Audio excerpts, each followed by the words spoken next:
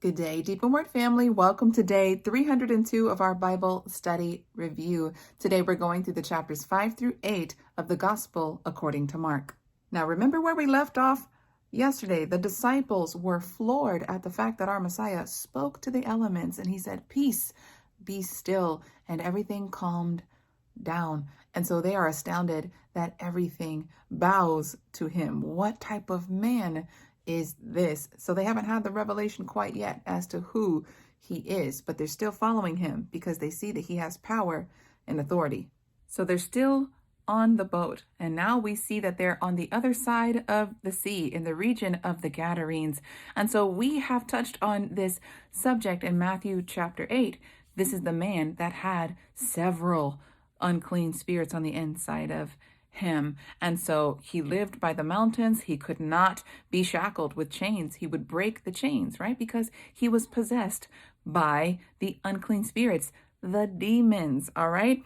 And so he sees the Messiah coming. And so this man runs towards the Messiah. And this is what he says. Now, mind you, the man is not in control. The demons have possession of all of his faculties. And so this is what they cause him to speak. And they say, "What have you to do with me, Yeshua, Son of the Most High God? I adjure you, by Elohim, do not torment me." For Yeshua said to him, "Come out of the man, you unclean spirit." And then Yeshua asked him, "What is your name?" And he answered, "My name is Legion, for we are many." And he begged him repeatedly, "Do not send them out of the country." Now there was a great herd of swine feeding near the mountains. All of the demons pleaded with him, asking, "Send us to the swine so that we may enter them." At once Yeshua gave them leave. He gave them permission to go inside of unclean vessels.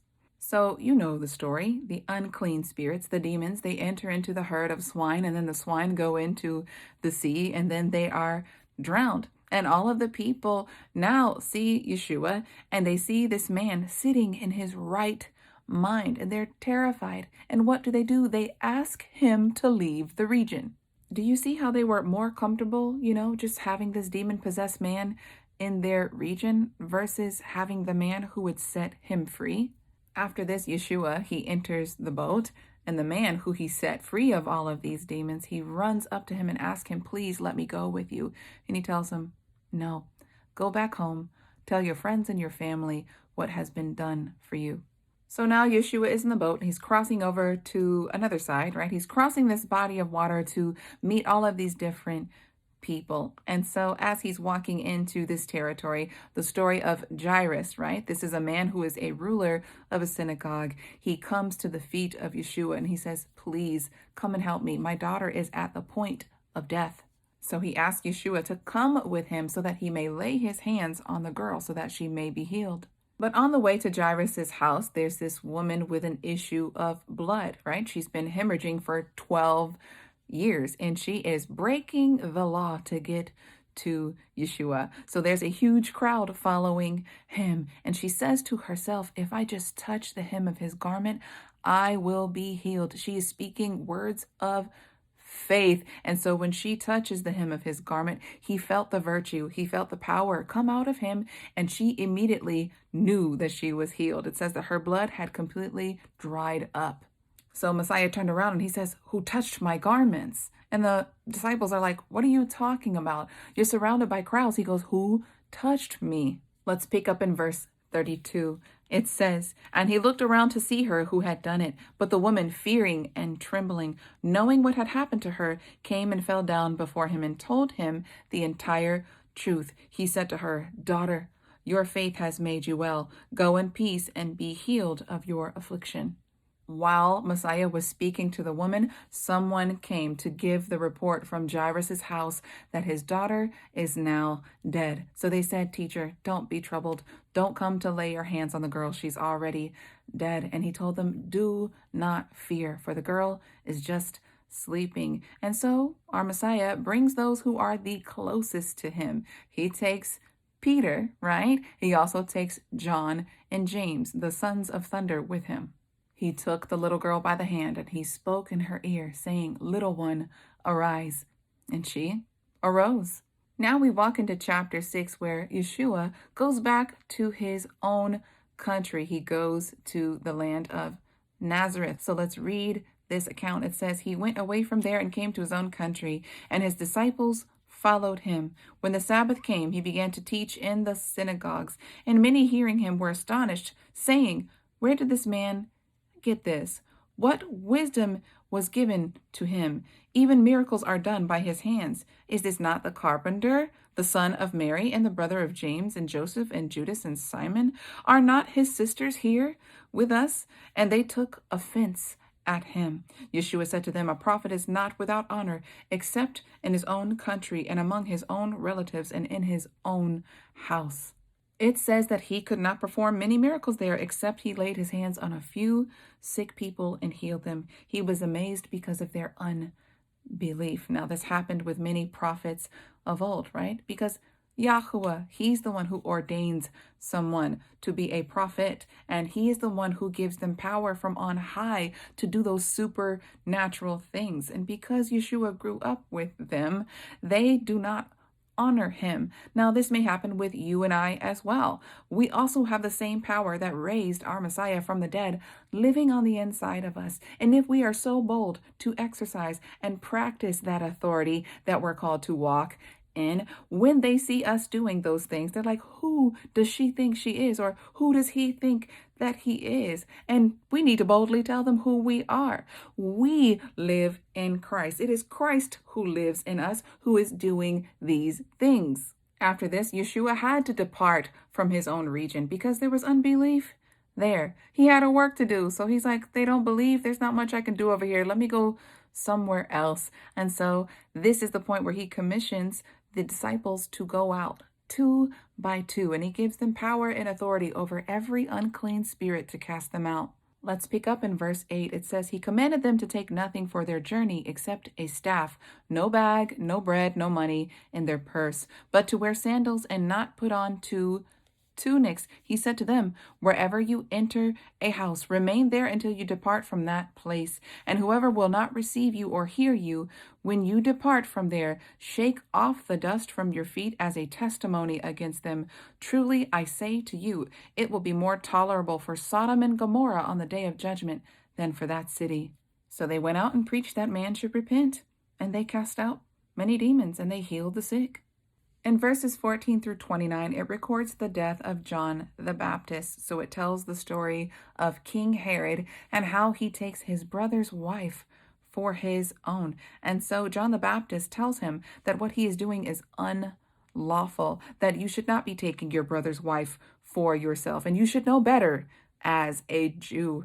And so this makes the woman, right? The woman who is committing adultery, Herodias, this makes her angry. And so it fast forwards a little bit, and it's Herod's birthday. And then the daughter of Herodias, she goes to perform and she dances for him.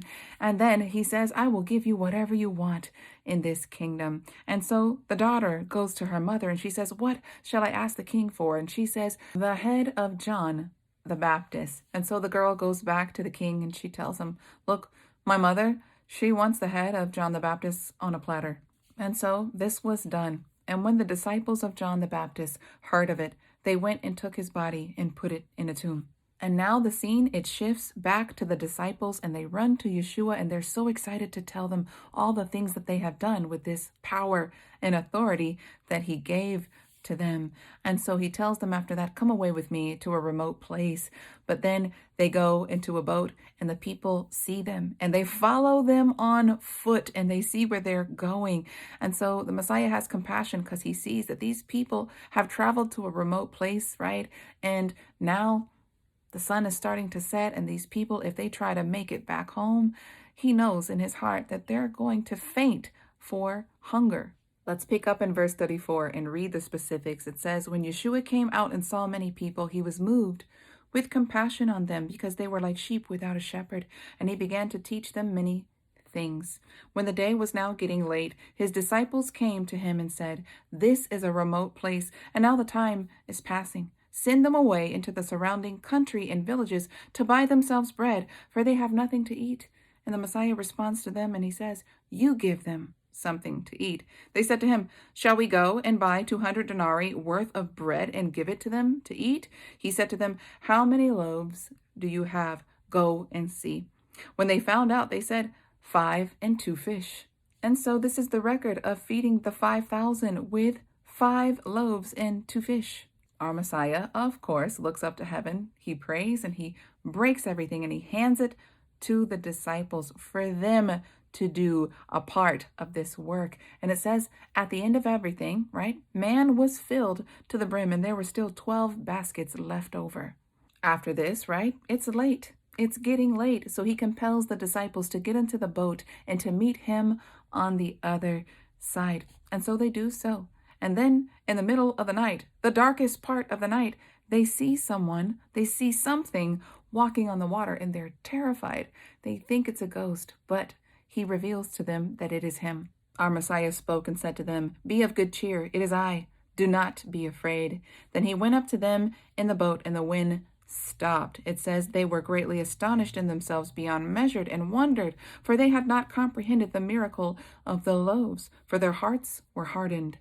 When they had crossed over, they anchored to shore in the area of Gennesaret, and many of the people recognized Yeshua when he got there. And so they surrounded him there because they wanted to get their healing.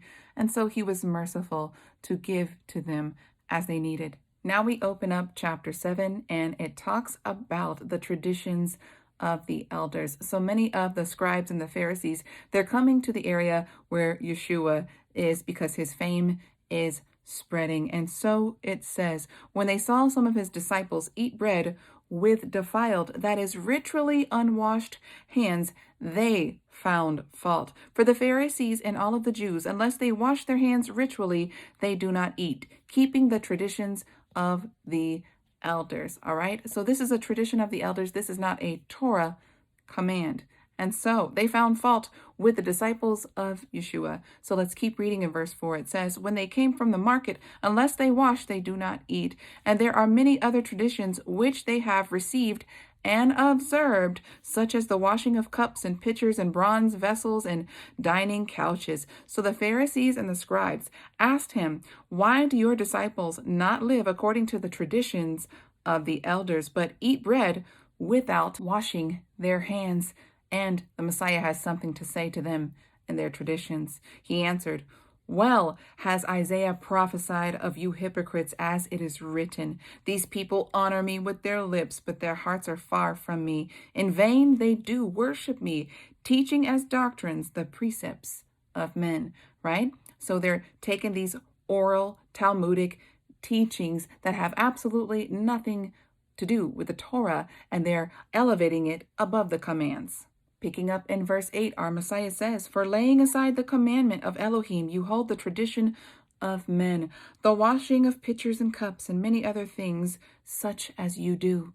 Going down to verse 14, it says, when he called all the people to him, he said, listen to me, every one of you, and understand, there is nothing from outside of a man that by entering him can defile him, but the things which come out of man are what defile him. If anyone has ears to hear, let him hear. Now, it's very important to keep reading so you understand the context of what our Messiah is saying. All right. So verse 17, he says, when he had left the people and entered the house, his disciples asked him according to the parable. He asked them, are you so without understanding also?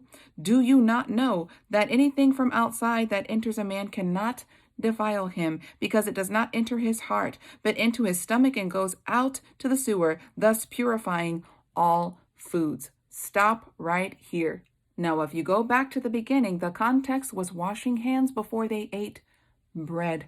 And our Messiah is talking about food. All right. So pigs and shellfish, the things that the Father says is not food, is not food. And that's not what our Messiah is talking about. Our Messiah is talking about the bread, which his disciples ate without washing their hands. And we really need to stop and think about where we are in the scriptures right now. Yeshua had not died yet. So if he was speaking against the laws that the Father had taught, it would disqualify him from being the Messiah. We have to think deeper on these things. He was not speaking against what the Father says is not food. He wasn't teaching them a new law. He wasn't teaching them to go against the laws of the Father. And if he did, it would disqualify him. He would not be able to lay down his life to be the perfect sacrifice for us because he had not died yet. We really need to unlearn the lies. Pork, shrimp, lobster, all of the things that the Father says is not ritually clean. They are not to enter the temple, right? This is the temple. This is the new temple. They're still not to enter into this temple. This is not food. It wasn't food then, and it still is not food now. Now our Messiah continues to speak, and he says what comes out of a man, what's inside of him, what comes out of him is what defiles him. And then he speaks on these spiritual matters. He says matters from within the heart of man. He says evil thoughts, adultery, fornication, murder, theft, covetousness, wickedness, right? He names all of these sins, and he says this is what defiles a man, not when someone takes a piece of bread without washing his hands. As we pick up in verse 24, we see that the Messiah actually heals someone who is outside of the covenant people because of her faith. So let's read about it. It says, from there, he arose and went to the region of Tyre and Sidon, and he entered into a house and would have no one know it. Yet he could not be hidden, for a certain woman whose young daughter had an unclean spirit heard of him and came and fell at his feet. The woman was a Greek, Syro-Phoenician by race, and she begged him to cast out the demon out of her daughter. And Yeshua said to her, let the children first be filled. He's talking about Israel, his own covenant people first. That's who he came for first. And it says, for it is not fitting to take the children's bread and throw it to the dogs, right? The outsiders were not to partake of the covenant promises of Yah as of yet, okay? But it says that the woman answered, she says, yes, Lord, yet the dogs under the table eat the children's crumbs. And it says right here, then he said to her, for this answer, go your way. The demon has gone out of your daughter. You see that? You see how he honored her faith, although she wasn't of the covenant people, and the covenant was not made available to the outsiders quite yet because of her faith, right? She had access to the promise. After this, Yeshua comes to the region of the Sea of Galilee, and a deaf and dumb man was brought to him. And our Messiah speaks two words. He says, be opened. And so the man is no longer deaf and dumb. He was set free. Chapter 8 records another miracle because the crowds have surrounded Yeshua and they're in the wilderness. And so the Messiah asked the disciples, how many loaves of bread do you have? And they said 7, right? And they had a few pieces of fish. And so everyone was fed. Up to 4,000 people were fed, and they had 7 baskets of food left over. After this, Yeshua and the disciples got into a boat and came to another region. And at this region, it says that the Pharisees came up and began to debate with him, seeking from him a sign from heaven to test him. He sighed deeply in his spirit and said, why does this generation look for a sign? Truly I say to you, no sign shall be given to this generation. Then he left them, and entering the boat again, departed to go to another side. Verse 14, now the disciples had forgotten to take bread and did not have more than 1 loaf with them in the boat. He warned them, take heed, beware of the yeast of the Pharisees and the yeast of Herod. They reasoned among themselves, saying, is this because we have no bread? That he's speaking of yeast. And so it says, being aware of it, Yeshua said to them, why do you reason that you have no bread? Do you still not perceive or understand? Are your hearts still hardened? Having eyes, do you not see? And having ears, do you not hear? And do you not remember when I broke the 5 loaves for the 5,000? And how many baskets full of the broken pieces did you collect? They said to him, 12. And the 7 among the 4,000, how many baskets full of broken pieces did you collect? And they said, 7. He said to them, do you still not understand? And the truth is, they didn't. Slightly after this, we see the account that Peter makes this confession that he knows that Yeshua is the Son of the living God. And now skipping to verse 31, it says, he began to teach them that the Son of Man must suffer many things and be rejected by the elders and the chief priests and the scribes and be killed, and after 3 days rise Again, he said this openly, and Peter took him and began to rebuke him, right? Peter just got this revelation that he's the Son of the living God, right? And he knows that he is the Messiah. So Peter's like, you're here. You're here to set up the kingdom right now. At least that's what was in their minds. And so Peter is rebuking the Messiah for these words. He's like, no, no, no, no, no. No, you're supposed to set up the kingdom right now. And so yet Yeshua comes back to rebuke Peter, and he says, get behind me, Satan. Peter didn't know no better, y'all. Peter, that's what was in his mind. That's what he was taught, that the first coming is going to be the coming of Messiah, and he's going to set up the kingdom right then and there. But our Messiah said, for you are not mindful of the things of Elohim, but of the things of men. Our Messiah then takes this opportunity to go in further, to bring more revelation to the people. And he says right here, when he called to the people, he said to them with the disciples, all of them, if any man would come after me, let him deny himself and take up his cross and follow me. For whoever would save his life would lose it, but whoever would lose his life for my sake and the gospel's sake will save it. And what is the gospel? The gospel of the kingdom. Surely the disciples are still confused at this point. But let's keep reading. It says, for what does a man profit if he gains the whole world and loses his own soul? Or what will a man give in exchange for his soul? Whoever therefore is ashamed of me and of my words in this adulterous and sinful generation, of him will the Son of Man also be ashamed when he comes in the glory of his Father with the holy angels.